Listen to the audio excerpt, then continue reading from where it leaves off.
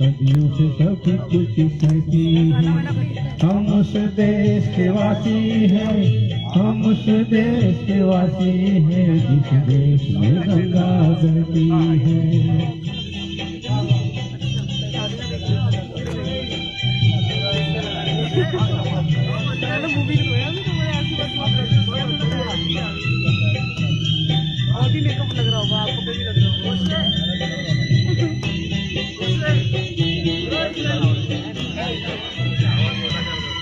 कुछ लोग जो ज्यादा जानते हैं, इंसान को कम पहचानते हैं। कुछ लोग जो ज्यादा जानते हैं, इंसान को कम पहचानते हैं। ये पूरब है पूरब वाले, हर जान की कीमत जानते हैं, हर जान की कीमत जानते हैं। दिल से रहो और प्यार करो, रहती है। हम उस देश के वासी हैं, हम उस देश के वासी हैं, जिस देश में गंगा बहती है।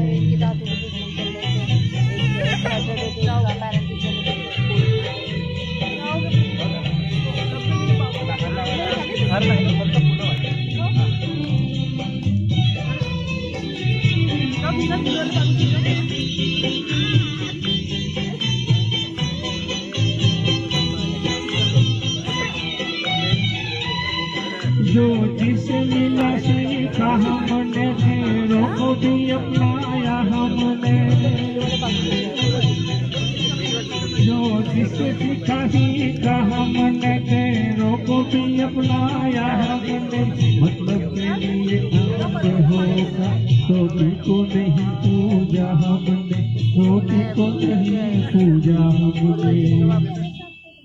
हम तो क्या सारी दुनिया ये कहती है। हम उस देश के वासी हैं, हम उस देश के वासी हैं, जिस देश में गंगा बहती है। सच्चाई रहती है, जहाँ जहाँ सच्चाई रहती है। हम उस देश के वासी हैं, हम उस देश के वासी हैं, जिस देश में गंगा बहती है।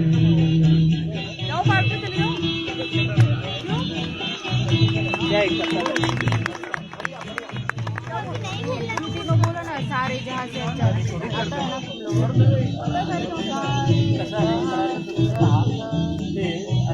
हॅलो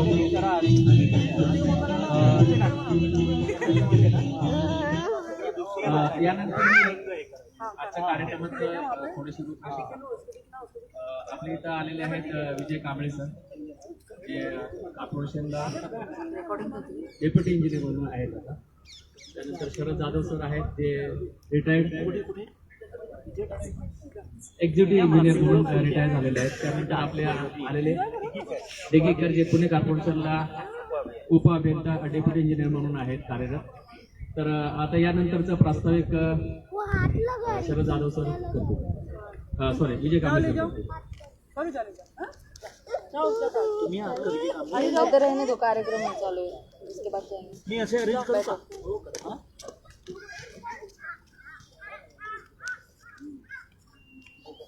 माझा आवाज ज्या भारतीय बांधवांपर्यंत पोहोचतोय, त्या सर्व बांधवांना मी विनंती करतो की आपण या ठिकाणी एक 15 ते 20 मिनिटांसाठी एकत्रित यायचंय.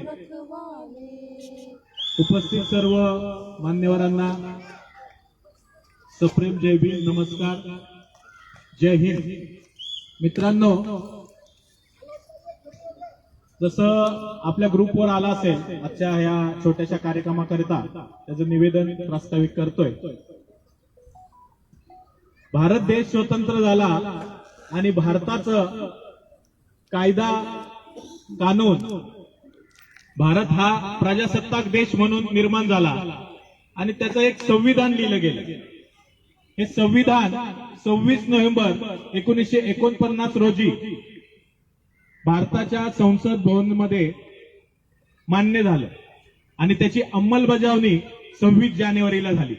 म्हणून आपण 26 जानेवारी हा प्रजासत्ताक दिन म्हणून आपण साजरा करतो. परंतु त्याच्या पूर्व हे 26 नोव्हेंबरला ही संविधानाची जी मालिका संसदेमध्ये पूर्ण झाल्यानंतर मान्य झाली, तो दिवस म्हणजे 26 नोव्हेंबर.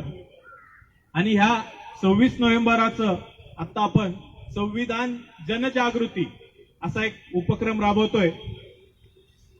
माझी ओळख करून दिली औदुंबरजींनी. विजय चंद्रकांत कांबळे, इथे पिंपळे सौदागर मध्येच राहतो, पिंपरी चिंचवड महापालिकेत डेप्युटी इंजिनियर म्हणून काम करतो. आणि आमचा कनेक्टेड जे काही इंजिनियर्स आहेत त्यांचा doctor Babasaheb Ambedkar national engineer association BANAI म्हणून एक ग्रुप आहे, संस्था आहे, नॅशनल असोसिएशन आहे, पूर्ण देशभर त्याचं काम चालतं. त्या अंतर्गत हा संविधान जनजागृती कार्यक्रम व्हावा म्हणून आजचा हा एक छोटासा प्रयत्न आहे. मित्रांनो, संविधानाच्या प्रास्ताविकेमध्येच आपण म्हटलंय की आम्ही भारताचे लोक. आपण प्रास्ताविका पाहिली असेल, वाचली असेल किंवा कधी अभ्यास केला असेल. जर कधी पाहिलीच नसेल, अभ्यास केलाच नसेल तर मागच्या 70 वर्षामध्ये आपण संविधानच लक्षात घेतलं नाही, अशी एक शोकांतिका आपली निर्माण होऊ शकते. म्हणून संविधानाच्या प्रास्ताविकेमध्येच आपण म्हणलंय की आम्ही भारताचे लोक. आणि त्याच्यानंतर जे काही त्याच्यामध्ये प्रास्ताविकेमध्ये सांगितलंय ते आपले आजचे वक्ते आपल्याला माहिती देतीलच. परंतु त्याच्यानंतर त्याच प्रास्ताविकेमध्ये शेवटी असं सांगितलंय की ही प्रत आम्ही स्वतः अर्पण करीत आहोत. म्हणजे आम्ही भारताचे लोक आणि आम्हीच ही अर्पण करीत आहोत. हा त्यातला जो सगळा गाभा आहे. त्यामध्ये आम्ही भारताचे लोक म्हणजे आपल्या सर्व भारतात राहणाऱ्या भारतीयांची ती जबाबदारी आहे.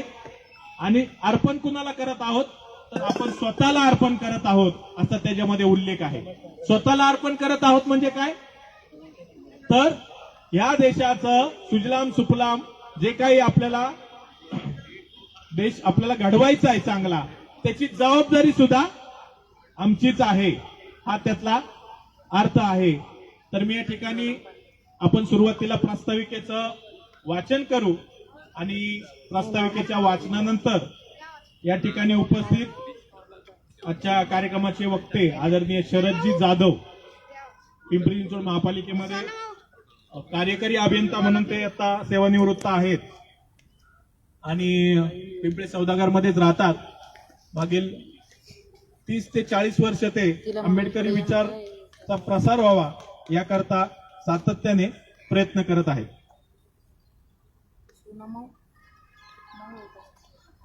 यानंतर त्यांचं बोलणं झाल्यानंतर आपल्याला काही जर विषय या संविधानाच्या बाबतीत मांडायचा असेल तर आपण तो नक्कीच मांडू शकता. मी या ठिकाणी संविधानाच्या प्रास्ताविकेचं वाचन करेल.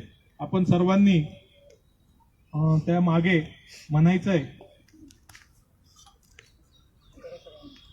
उभं राहायचंय का? ओके. हा, उभं राहूया.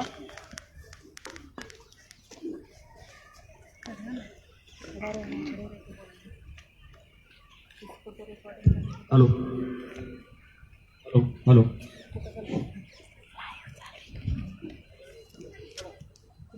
आपण सर्वांनी उभं राहून माझ्या मागे बोलायचंय.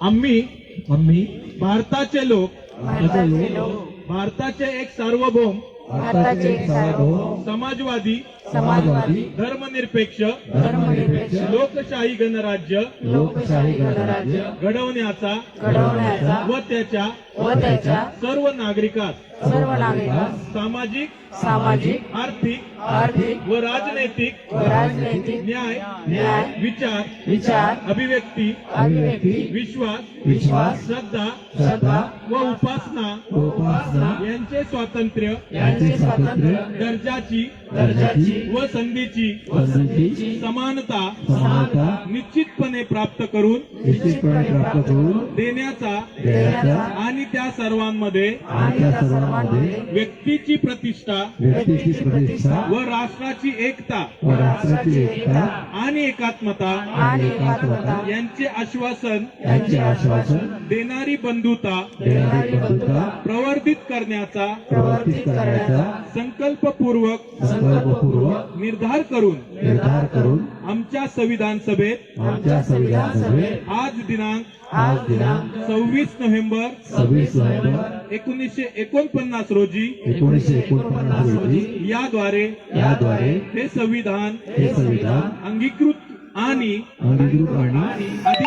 अधिनियमित करून स्वतः अर्पण करत आहोत. जय संविधान, जय भारत. धन्यवाद. यानंतर मी सर्वांनी बसून घ्यावं.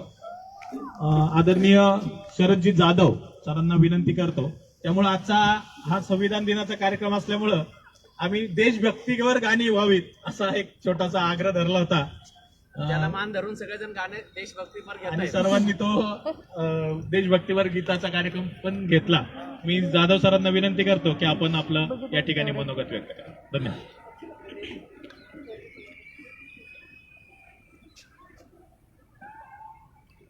सर्वांना जय भीम, नमस्कार.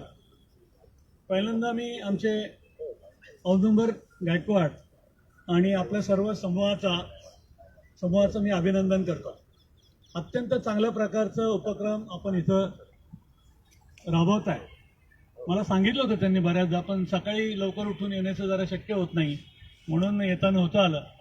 पण आमचे मित्र बानाईचे अध्यक्ष आदरणीय विजय कांबळे साहेब यांनी काल आग्रहाने मला सांगितलं की जाधव साहेब, आम्ही खूप वेगवेगळे कार्यक्रम करत असतो आणि संविधानावरती आम्ही जरा चर्चा पण करत असतो आणि संविधानाचं जागर होणं खूप गरजेचं आहे हे सांगितल्यामुळे मला म्हणाले की तुम्हाला थोडंसं बोलायचं आहे तिथे.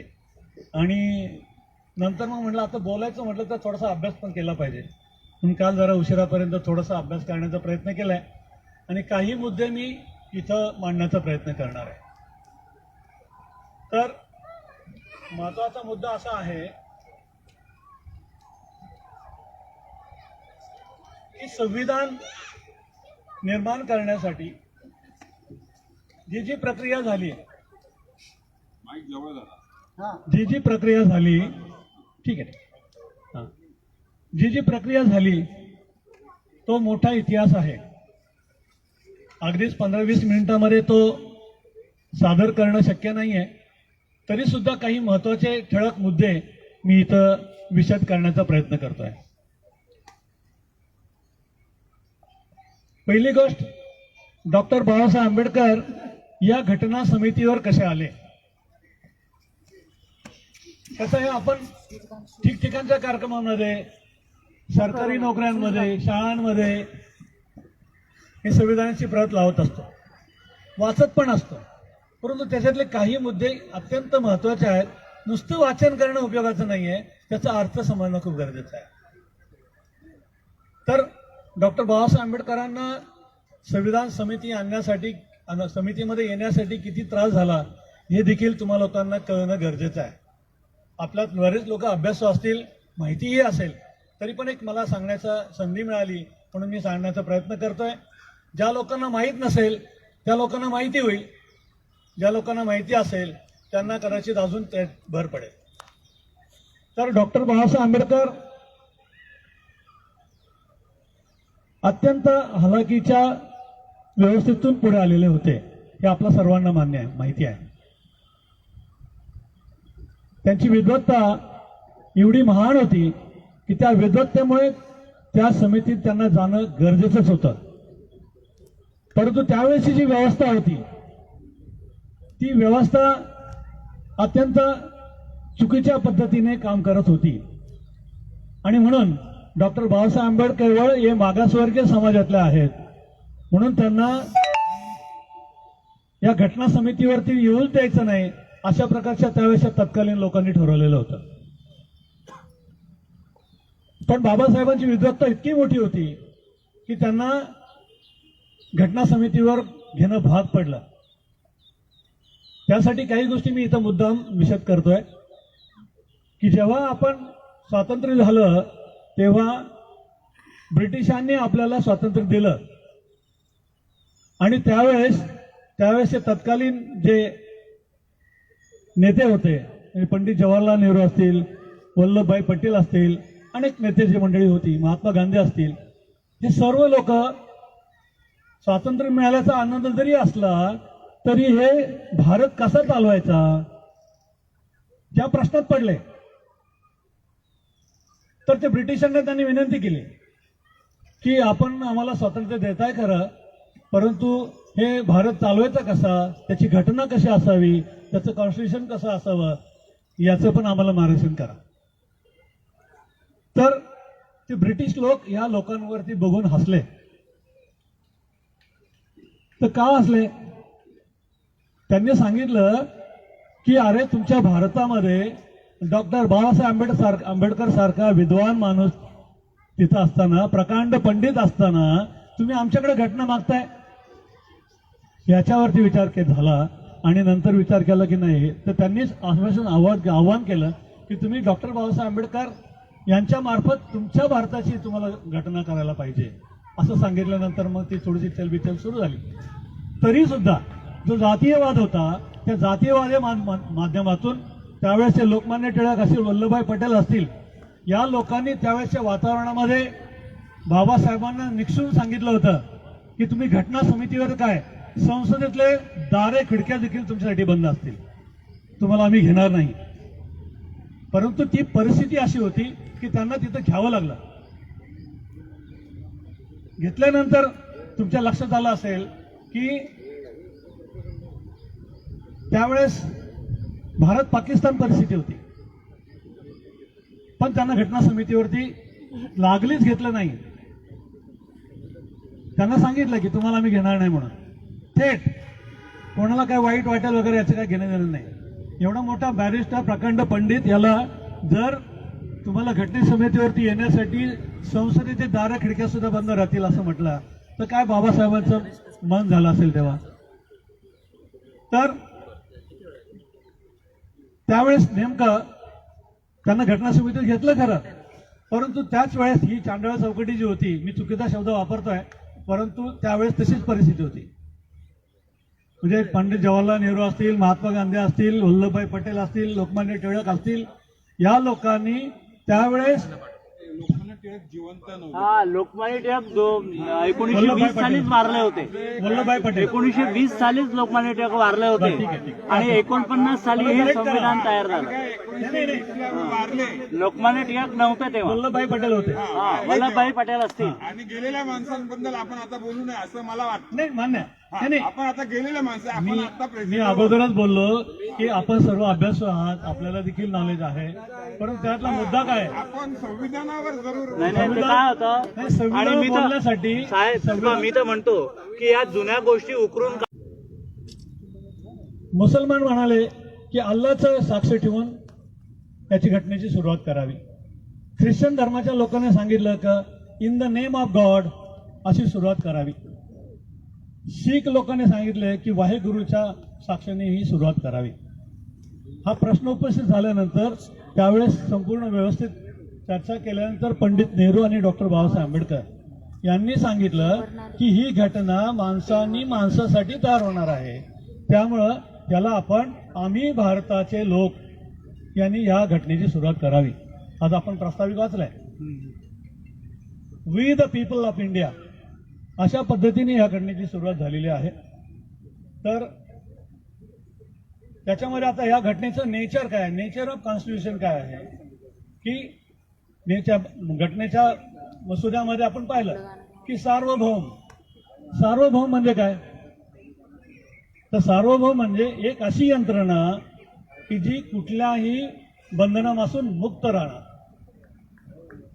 त्यांचे स्वतःचे अधिकार राहतील. जसं की त्यावेळेस ब्रिटिश जरी होते तर ब्रिटिशांचा देखील त्याच्यावरती कुठल्या प्रकारचा प्रभाव पडणार नाही. ही भारताचं स्वतंत्र राज्यघटना असेल, त्यांनी काम करण्याचं ते नियोजन आहे, म्हणून त्याला सार्वभौम म्हटलेलं आहे. आणि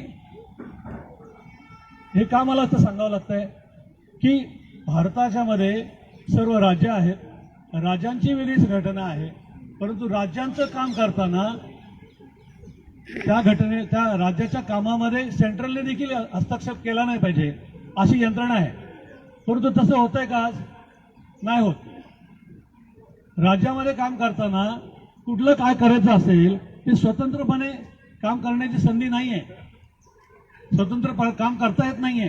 छोट्या छोट्या गोष्टीला त्यांना सेंट्रलला जावं लागतं. ही यंत्रणा नाही आहे तशी. नंतर आपण पुढच्या मध्ये जाऊ की समाजवादी म्हणजे काय की भांडवलदार व्यवस्था चालणार नाही. समाजवादी पद्धतीने ते काम केलं पाहिजे. धर्मनिरपेक्षाचा अर्थ काय की कोणत्याही एका धर्माचं वर्चस्व या घटनेवर राहणार नाही. जसं की आपण पाहिलं की काही देश, पाकिस्तान असेल, अफगाणिस्तान असेल, हे मुस्लिम राष्ट्र आहेत. जपान, थायलंड हे सगळे बुद्धिस्ट राष्ट्र आहेत. असे विविध धर्माची राष्ट्र आहेत, परंतु त्यांचं इंडिपेंडंट काम करण्याची पद्धती आहे. अमेरिकेमध्ये ख्रिश्चन लोकांचा धर्म आहे, अशा प्रकारचं ते आहे.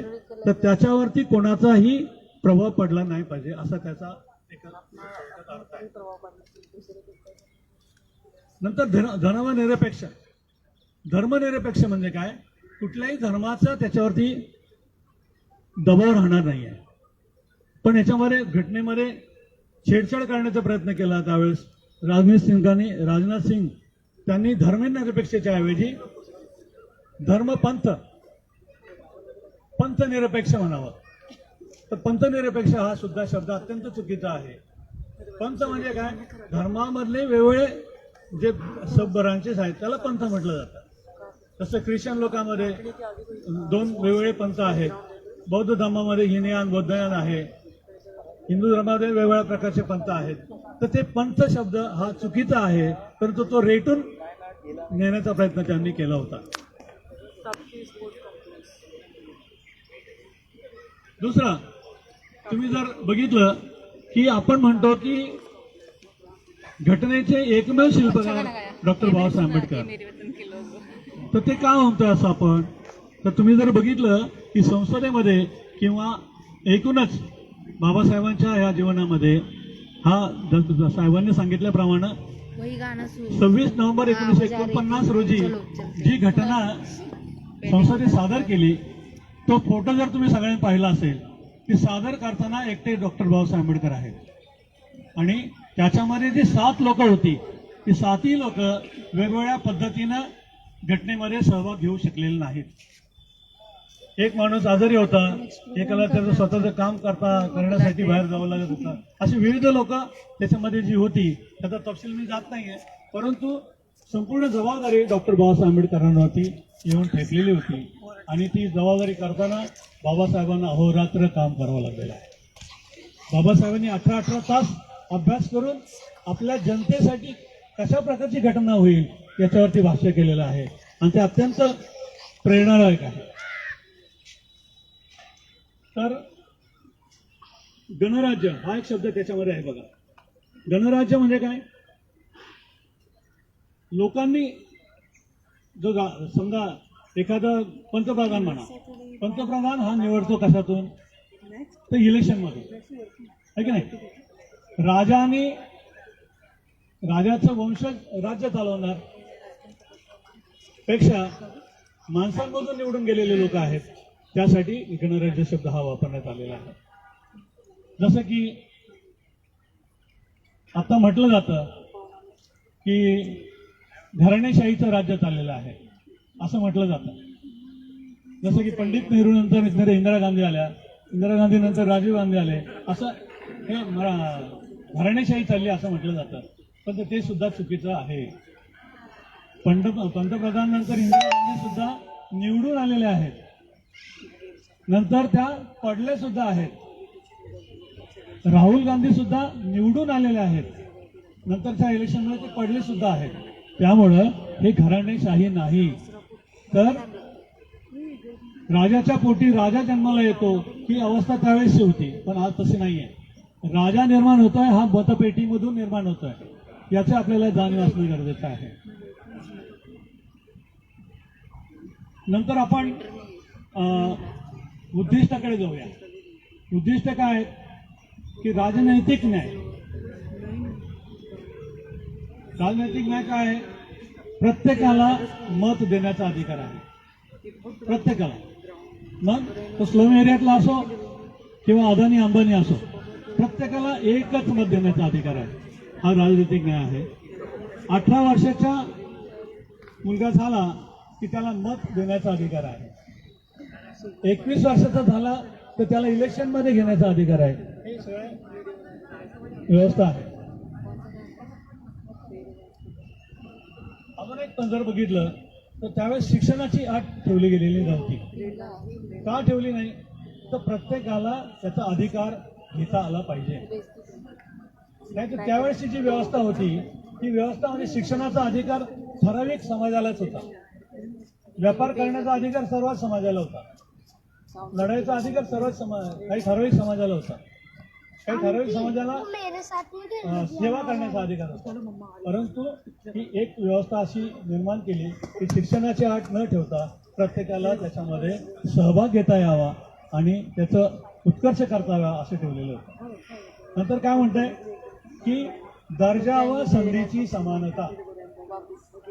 दर्जा व संधीची समानता म्हणजे काय? कोणालाही काहीही करता येईल, कोणाला कुठेही जाता येईल, ही संधीची समानता आहे.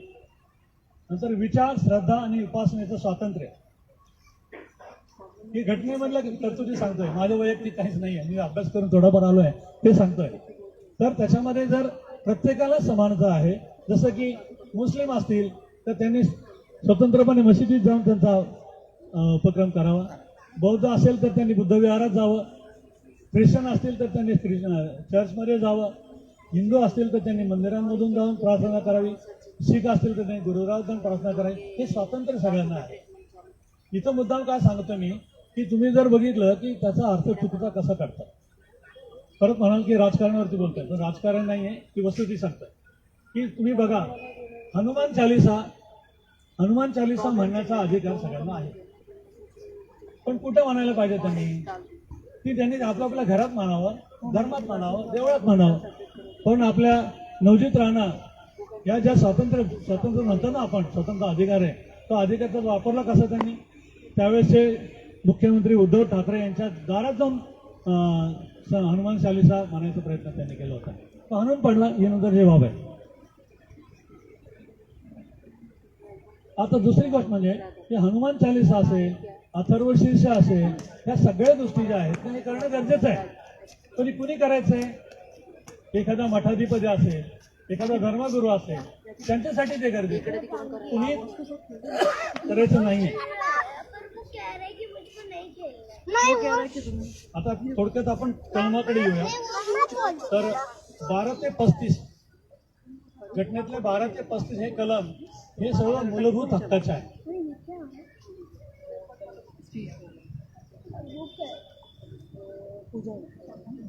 हक्क काय?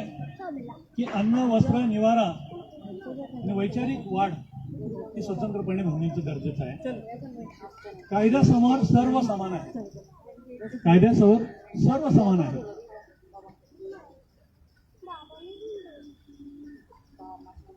कलम नंबर 15 सर्वांना समान संधी दिली पाहिजे. कलम नंबर 16 मात्र ज्यांना संधीच मिळाली नाही त्यांना संधी मिळवून देण्याचं काम देखील या घटनेमार्फत केलेलं आहे. आपल्याला ज्ञात असेल, पिढ्यानपिढ्या लोकांना कुठलेच अधिकार मिळालेले नाहीत. ते अधिकार ह्या घटनेच्या माध्यमातून मिळालेले आहेत.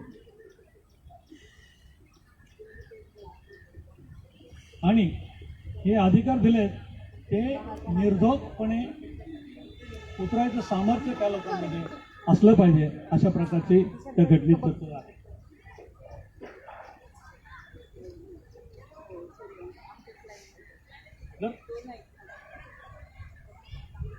मी मागे सांगितल्याप्रमाणे इतकं स्वातंत्र्य असलं पाहिजे की त्यांना निर्धोकपणे समाजामध्ये वावरता आलं पाहिजे.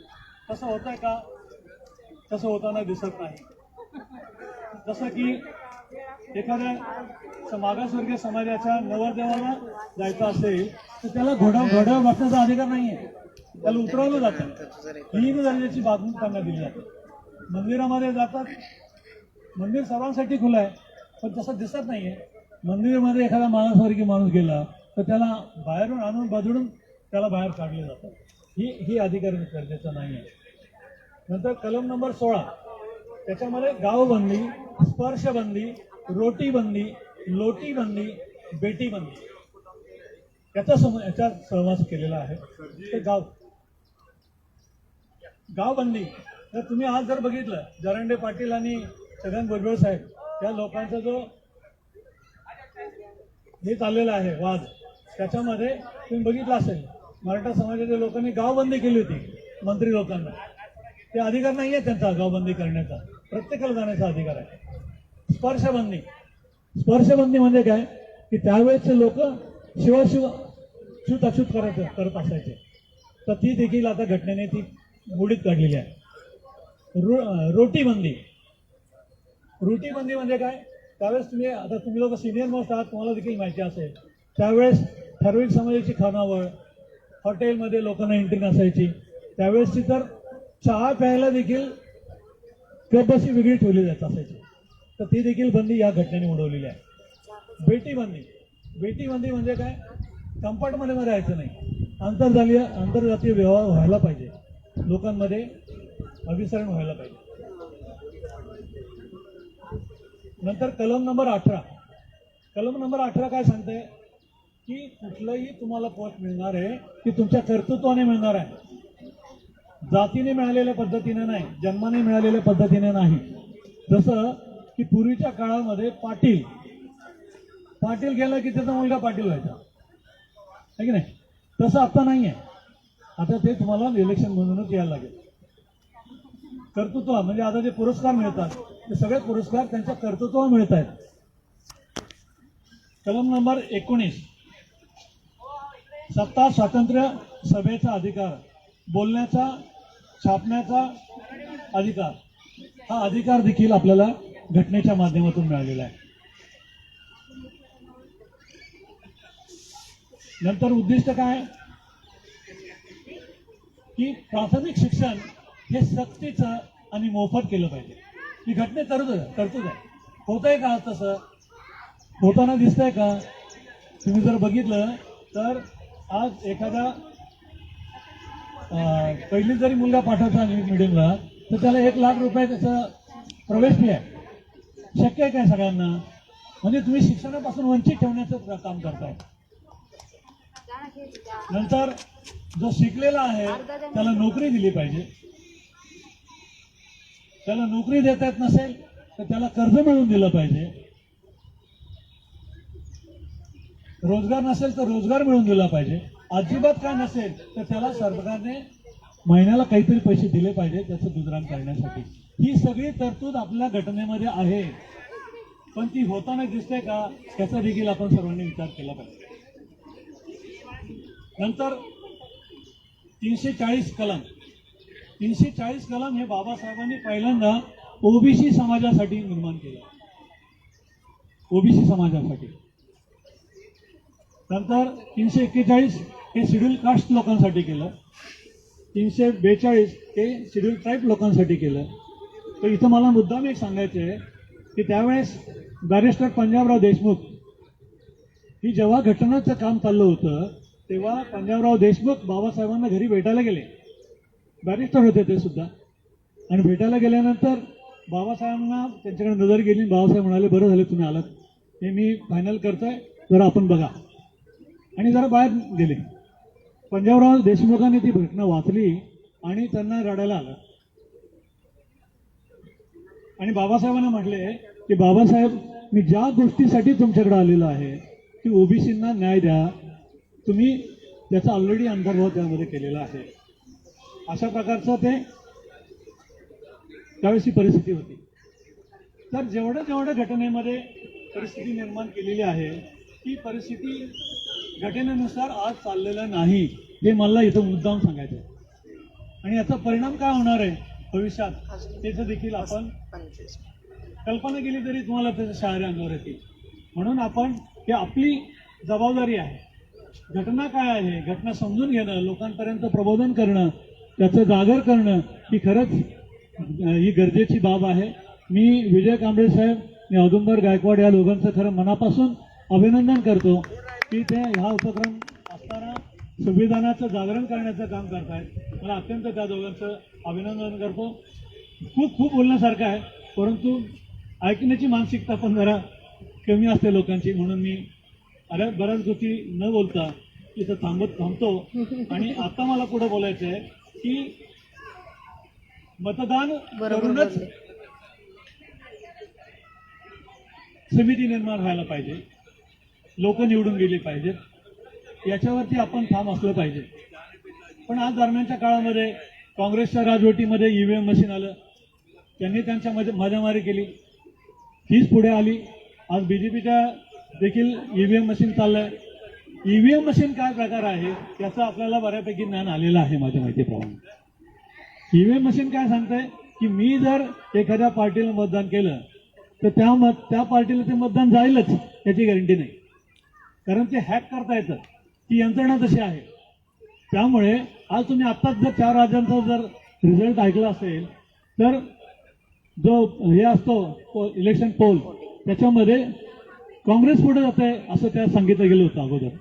आणि नंतर काउंटिंग झालं, त्या काउंटिंगमध्येच मला रिझल्ट तुम्ही पाहिला असेल. हे कशामुळे झाले, हे 100% ईव्हीएम हॅक केल्यामुळे झालेलं आहे. म्हणून आपल्याला जर खऱ्या अर्थानं काम करणारे लोक जर पाठवायचे असतील तर 100% मतपत्रिकांमधून इलेक्शन व्हावं अशा प्रकारची आपण सर्वांनी जर आग्रह धरला तर ते शक्य आहे. मतपत्रिकेमधून 100% आपलं मत कोणाला गेलंय हे आपल्याला कळतं. आता त्यांनी ते ईव्हीएम पॅड आणलेलं आहे की जसं की मी काँग्रेसला मतदान केलं तर तिथं पंजा दिसतो, परंतु सर्वच मोजणी त्या पॅड ह्याच्याबरोबर होत नाही का. तर हॅक करून ही परिस्थिती निर्माण होतीये. तर ती बदलण्यासाठी आपल्याला मतपत्रिकांमधून मतदान व्हावं अशा प्रकारचं आपण प्रबोधन लोकांमध्ये करावं आणि ते शेवटपर्यंत जावं अशा प्रकारची मी इच्छा व्यक्त करतो. खरं तर बऱ्याच गोष्टी बोलण्यासारख्या आहेत, पण ती वेळ नाहीये किंवा लोकांची मानसिकता नाही ऐकण्याची. पण थोडक्यात ज्या महत्वाच्या गोष्टी आहेत, जास्त वेळा वाचतोय आपण, त्यातलं प्रत्येक शब्दाचा अर्थ काय आहे आम्ही ऐकतोय ना, आम्ही ऐकताय. मला ते आनंद वाटतो खरं तुम्ही याचा ऐकताय. तर त्या प्रिॲम्बल्स आपण वाचतोय खरं, त्याचा अर्थ काय हे समजून घेण्यासाठीचं काम आपण केलं पाहिजे. आणि मी थोडासा प्रयत्न केलाय, काल 1 तासभर थोडासा अभ्यास करून बोलण्याचा प्रयत्न केलाय. मला इथं विजय कांबळे साहेब, औदुंबर गायकवाड आणि सर्वच समूहांनी मला इथं येऊन बोलण्याची संधी दिली, तेव्हा मी सर्वांचा आभार मानतो आणि मी इथं थांबतो. जय भीम, जय बुद्ध, जय भारत. धन्यवाद सर. मित्रांनो, भारतीय संविधानाचं महत्व आपणा सर्वांना अवगत व्हावं यासाठी हा प्रयत्न होता. इथे जेव्हा वक्ते काहीतरी सांगत होते तेव्हा आपण इथून उठून जात होतो किंवा काही गोष्टींवर आक्षेप घेत होतो. हा अधिकार सुद्धा आपल्याला या संविधानानेच दिलाय. करेक्ट. मित्रांनो, भारतीय स्वातंत्र्यापूर्वी इंग्रजांचं राज्य होतं. जर त्यावेळेला आपण काही असा आग्रह धरला तर आपल्याला शिक्षा व्हायची.